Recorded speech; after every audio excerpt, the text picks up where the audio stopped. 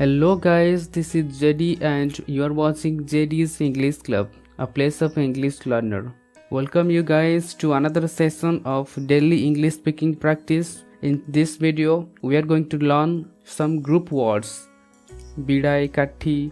बहुत सारा घर ए सब को केमती ग्रुप वर्ड करी कहबा ता पई को वर्ड सब हम यूज करी इंग्लिश रे कहूचे से सब आज हम ए वीडियो रे सिखिबा एवं ता सहित ताको सेंटेंस रे हम केमती यूज करी कहबा ता मध्ये हम सिखिबा okay so before that I would like to say something guys यदि आपण चैनल को सब्सक्राइब करि नांती तो एबे ही सब्सक्राइब करि नियंतु एंड बेल आइकन को प्रेस कर दियंतु let's get started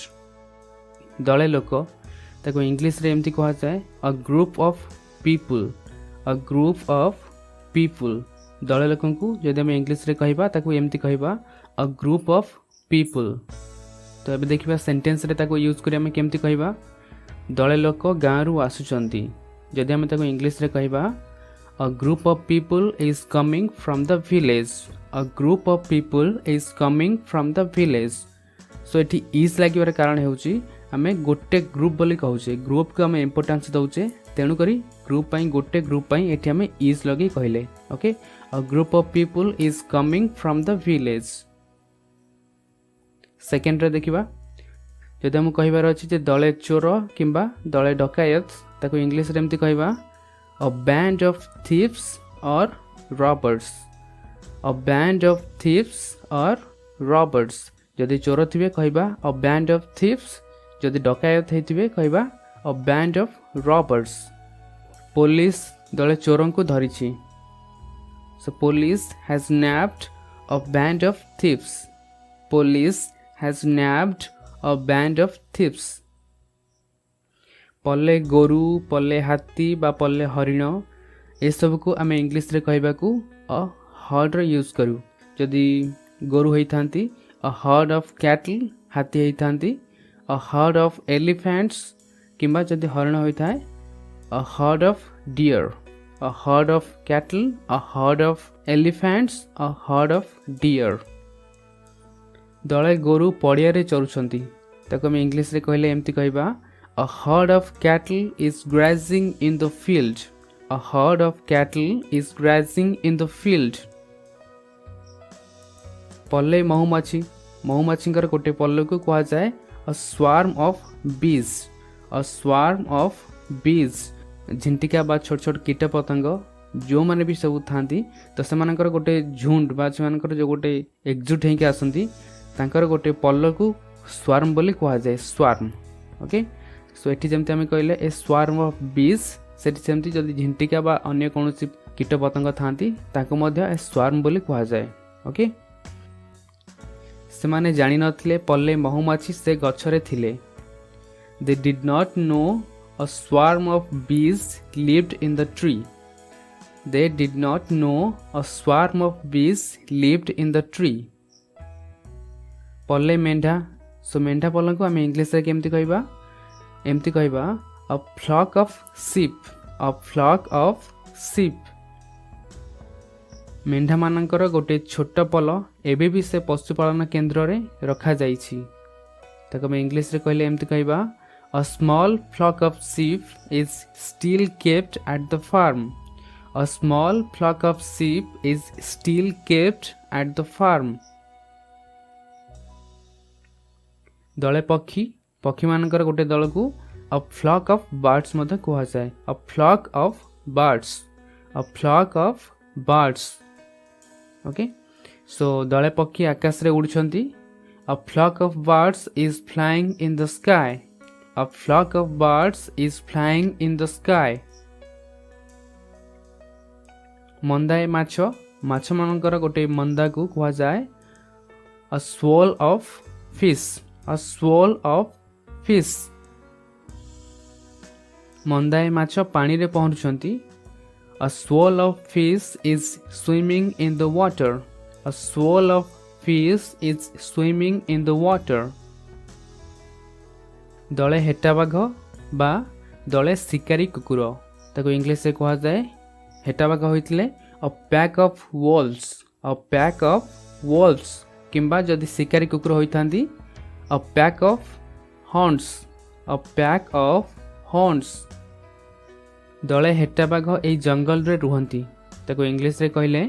a pack of wolves lives in this forest a pack of wolves lives in this forest तासर गोटे मुठा को कहा जाए a pack of cards a pack of cards मु मुठाए तास धरिची I am holding a pack of cards I am holding a pack of cards मुठाए चाउल चाउलर गोटे मुठा को कहा जाए a handful of rice a handful of rice भिकारी को मु मुठाए चाउल देली I gave a handful of rice to the beggar I gave a handful of rice to the beggar पेंथाए फूल बा पेंथाए अंगूर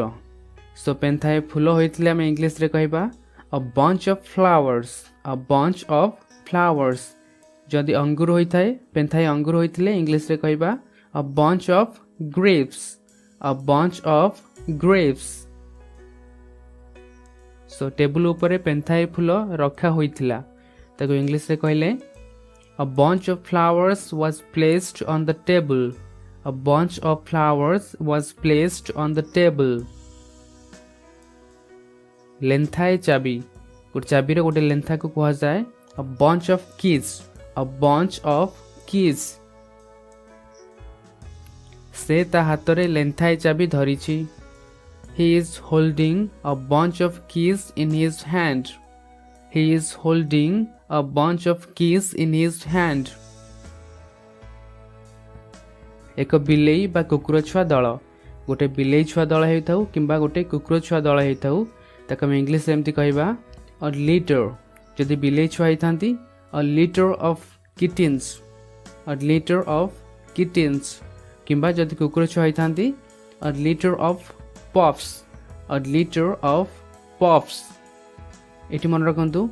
गोटे समय रे गोटे माठु जन्म होइतिबा से जो कुकुर छुआ बा बिलेई छुआ दल होइथांती से गोटे माठु गोटे समय रे जन्म होइतिबे ताहले तांको हम कहि परिबा अ लिटर ऑफ किटेन्स किंबा a litter of pups Seema तार घरे दले कुकुर छुआ को रखिछि Seema has kept a litter of pups in her house Seema has kept a litter of pups in her house बिड़ाए काठी बा बिड़ाए घास ताको हम इंग्लिश रे कहबा a bundle of sticks a bundle of sticks किंबा घास होइतले a bundle of grass a bundle of grass बिड़ाए काठी चटाण ऊपर पड़िछि इंग्लिश रे कहले a bundle of sticks is lying on the floor a bundle of sticks is lying on the floor गोटे तारापुंज गोटे तारापुंज को कहा जाए a cluster of stars a cluster of stars गोटे तारापुंज आकाश रे चमकुछंती a cluster of stars is twinkling in the sky a cluster of stars is twinkling in the sky एकाठी रहिथिबा केतेक घर बा गछ को अ क्लस्टर ऑफ हाउस किंबा अ क्लस्टर ऑफ ट्रीज मध्य कहा जाए okay so a cluster of house जदि केते गुडे एकाठी रहिथिबा घर कहले a cluster of houses a cluster of houses किंबा एकाठी होइतिबा किछि गछ को जदि हम कहबा a cluster of trees a cluster of trees cluster जगह रे हमें ग्रुप मध्य कहि परिबा a group of houses a group of houses or a group of trees a group of trees समुद्र तट पाखरे केते गुडे घर अछि a cluster of houses is located near the beach cluster जगह रे हमें ग्रुप भी कहि परिबा a group of houses is located near the beach a group of houses is located near the beach गदाए पाଳ बा गदाए कुटा ताको हम इंग्लिश रे कहबा ए स्टैक ऑफ हे किंबा हम एमती भी कहि परिबा अ हे स्टैक तुम घरर पछपटे गदाए पाळ अछि. There is a stack of hay in your backyard. There is a stack of hay in your backyard. गदाए बही बा गदाए खबर कागज ताको इंग्लिश से कहा जाए a pile of books or newspapers. A pile of books or newspapers. जदि केवल बही थाए ताको हम कहबा a pile of books किंबा जदि न्यूज़पेपर थाए a pile of newspapers. आम पढ़ा घरे गदाए बही अछि ताको इंग्लिश रे कहले we have a pile of books in our study room. We have a pile of books in our study room. धाड़िए पाँच को इंग्लिश रे कहा जाए a flight of stairs. A flight of stairs or a set of stairs. A set of stairs. आमे धाड़िए पाँच ऊपर को चढ़ी गलु. We walked off a flight of stairs. We walked off a flight of stairs. So that's it guys. ये थे आमर किसी group words. I hope एथरो आपन किसी सिखबा को मिलिथिबो. वीडियो को लाइक करंतु एंड चैनल को सब्सक्राइब करंतु स्पोकन इंग्लिश रो वीडियोस पाइबा को regularly. And thanks for watching. Take care. Bye.